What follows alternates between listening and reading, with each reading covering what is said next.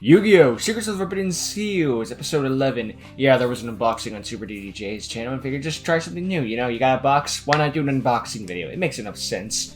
This channel's a Yu-Gi-Oh! Channel, but I don't want to only make Yu-Gi-Oh! Content, I was trying to make new things that people like. Makes sense, you know, don't want to be stuck in one certain way and all that jazz. James Levin, you can ask questions for Secrets of the Forbidden Seals. Yes, I know you already did this in the comments, though, yeah. Oval characters, but I was planning to do a Q&A for both series combined. Okay. Good to know. And this is always an option for you. You don't need to do it. You just asking you if you would please consider doing it, please, and thank you in advance. Alright. Anyway, let's begin the episode. This is a big problem. All the seals have been stolen and we are in big trouble. With all the seals, who knows what they are capable of? Director, do you know what happens if all the seals are together? I have absolutely no clue what's going to happen if they are all together. Probably something bad, that's a safe bet, though. What I do know for sure is that it cannot mean anything good. Yeah, that's a safe bet.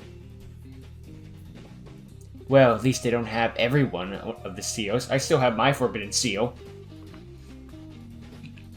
At that moment, the director gets a call on his phone. I still have my seal, and then you get a Rise of the Planets moment. They took it off screen. Hello? One of the agents sent after Jasper. The church. They're at the abandoned church. Send help, please! Ah! Then the other line shuts down. Go figure. Well, that's ominous. Okay, everyone, go to the abandoned church. By the way, which one do we go to, sir? There are multiple abandoned churches in the city. Just point out the little thing. Don't worry, most of my agents wear trackers when they go into dangerous missions like that, so we can find where they are. Well, ain't that convenient? Well, and at the right time as well. Well, it makes sense, you know, keep track and all that stuff. It makes sense for the government and stuff like that. So the director and Aikem, and Sean and Aki go to the director's office. So I'm gonna check which one of it is, and then we will all do a full assault on the base. Isn't that extremely dangerous to do? I mean, who knows how many of them are in there? That's a risk I'm willing to take, to take them down, and give them the punishment they deserve, which is prison. So the director checks the tracker and the location in the abandoned church at the end of the city. And then the director speaks into the speakers of the base. Alright, everyone, prepare yourself, because we are going to storm the base of the Seal Hunters. After some time driving, all the Seal Protectors are at the church. Hope this isn't one giant diversion. Ooh, jeez, yeah, that's ominous. This is definitely Bad Guyville. All the agents go into the church and find open entrance, and they all go into the Seal Hunters base. I'm surprised the director also went along with the attack. Normally he just sits in his office. Not wrong. But that isn't important right now. I need to concentrate on the moment at hand. Everyone spread around and eat as many of these Seal Hunters as you can. Yes, sir! To be fair, this is a very important mission, so it makes sense the director would want to be up close and personal to make sure everything goes well. And all the agents spread around the Seal Hunters base. I swear to God, if I find that stupid clown, I'm going to defeat him so bad, he wishes he had died. Then Aikem sees an entire hallway of dead Seal Protectors and Alpha at the end of it. Oh no. This is so much fun. I knew you guys were stupid, but I didn't think you were this stupid to challenge all of us at our own domain. Alpha, you sick son of a mother, you're gonna regret killing my sister. Sister, eh? You need to be more specific. My boy, I have killed a lot of people, and a lot of children. You need to be specific. The one you killed in the mall. Again, you need to be more specific. This bastard is sick. It makes me even want to throw up in my mouth. The one who tried to stop you from getting a forbidden seal. You really aren't good with giving me an idea of what it is you are. Of who it is, are you? The one who almost died, like dead soulless eyes. Oh, that girl. Yeah, that girl was pretty stupid to think that she could stop me. What a joke.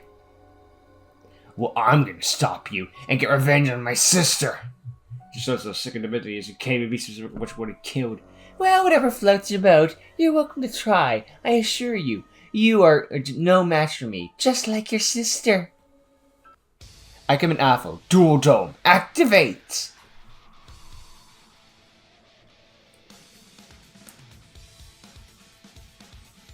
I'll go first. I activate the continuous spell card, Futuristic Cannon.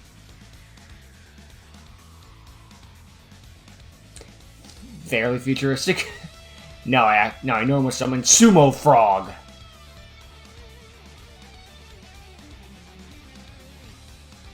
No, I'm supposed to summon Blaster Frog from my hand. Well, the brother and sister gets to make sense to put in the same deck, or Cookie is doing it. We're doing it in Cookie's honor. Now I synchro summon using my frogs.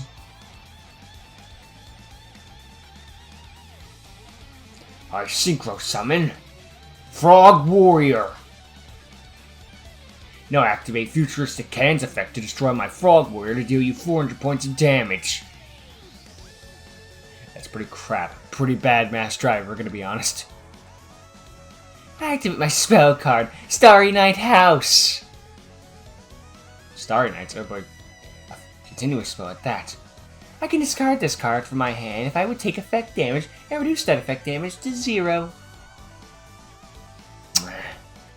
Reminds me of Sargasso's Lighthouse in a way. It doesn't matter if you reduce the effect damage to 0, because it won't matter in the end. I'm gonna take revenge on the cruel man, if it's the last thing I'll do. Because the Frog Warrior's effect, when he is destroyed by Bower Carfax, I can summon him in defense position. So this makes sense to match everything. If that's a not once per turn, then yeesh. And pair with my cannon, I can do this until you are done. So I'll do that because the Futuristic Cannon is not a once per turn.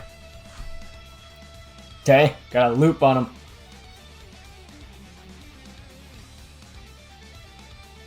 Oh, sorry, boy, but that doesn't happen. For you see, Starry Night House doesn't affect while it's in the graveyard. I don't take effect damage.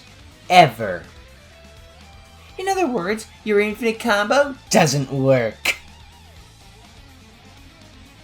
Now it comes back in defense mode anyway. Then I'll end my turn. I'm not surprised you're this weak. You're just a seal protector who couldn't even save his own sister. Well, now it's my turn then. I draw! I activate Robot Attendance Line.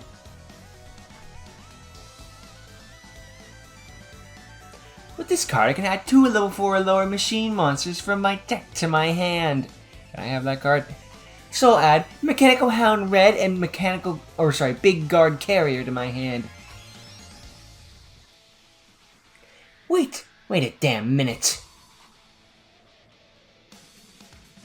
This isn't your real deck, is it? Oh, of course this isn't my real deck. I'm sorry. Of course this isn't a real deck. I'm using a Steel Hunter Grunts deck. I got the voice mixed up, so I'm sorry. I don't want to use my deck against a weak opponent twice, so I thought what better way to do it than to show my superiority but by having a different deck in this duel. You bastard! Anyway, I'll now normal summon Mechanical Hound Red.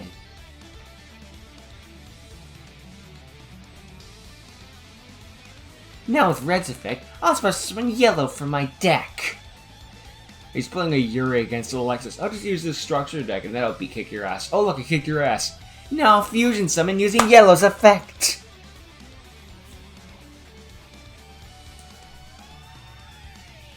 Mechanical Hound Giant. Fusion summoned. Now activate the continuous spell card, Talisman of the Discarded Items. He looks like he'll be at 0, so. Now activate Mechanical Hound Giant's effect to discard my entire hand. 7,000 attack points. Not good. Now I'll draw my last cards because of Talisman. Now would you look at that? Lady Luck really has eyes on me, doesn't she?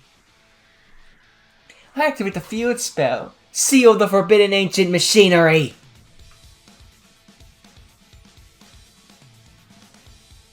That card is in the Grunt's deck. How'd you get that in? Oh, it's quite simple, really. I created this forbidden seal. What? Oh, I just love that confused face of yours, but I would love it even more if you have a face of despair. He created a forbidden seal. Yeesh. I would love to explain what the forbidden seal it can also do. My seal makes all my machine type monsters gain 500 attack points and piercing damage. Now I'll equip my dog with a movable cannon. I have a cannon too, you're not special. 8,200? Now my dog can attack all your monsters forever! Now bye! I would have said that it was a nice duel with you, but it really wasn't. Cause you were so weak. Now to the battle phase, and my dog will attack!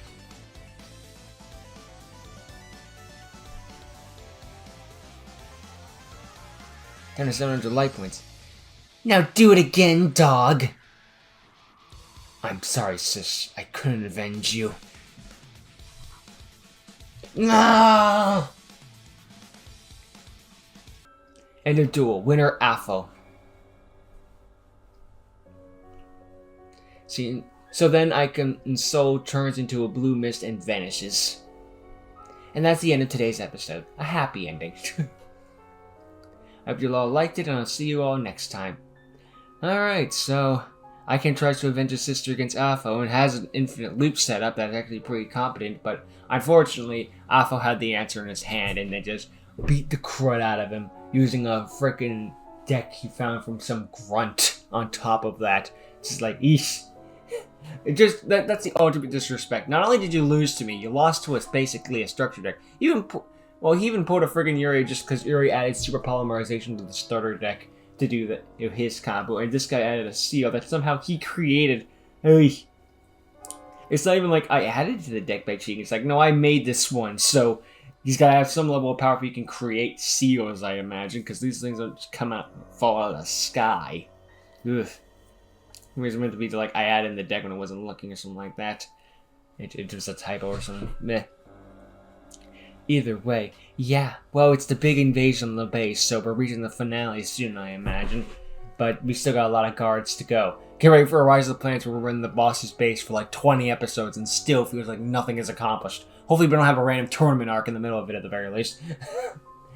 Anyway, yeah, things are getting serious and we gotta bow down fast. Overall, I think this was a good episode. You know, we just go into the base, face a bad guy, and lose. So now we have another man down, unfortunately, but what are you gonna do? That's line of duty and all that jazz. And yeah, things are getting from bad to worse, but now we're raiding the big bad's base, so they can't run anymore. This is it. Unless, of course, this is all just one giant diversion. They just only have Atho there, and he's enough to carry the entire team. Ugh, which I could believe. Yeah. Well, anyway, thank you for watching. Hope you enjoyed, and I'll see you all next time. Later.